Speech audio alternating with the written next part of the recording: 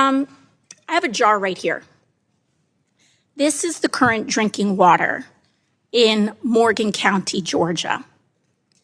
Right after a data center was constructed, the metadata center was constructed, the only difference between the clean water and this was that data center. I have another one as well. So this wasn't just one well. These wasn't just one family's situation. This is what the drinking water now looks like next to that data center.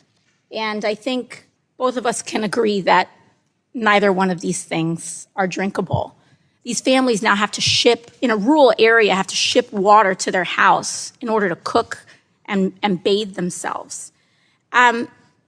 Now, I'm curious if the EPA plans any investigations on how data centers are affecting water quality and availability. I understand what you said about the rule, but are there going to be any open investigations on this issue? So as soon as I get back to the office, I will be looking into exactly what you've just talked about, because anywhere, whatever type of construction it is a priority to ensure that water quality standards established by EPA are being met. And so we'll be looking into that certainly. Thank you. I sincerely appreciate that because I think this is of utmost importance, and we're seeing this happening across the country.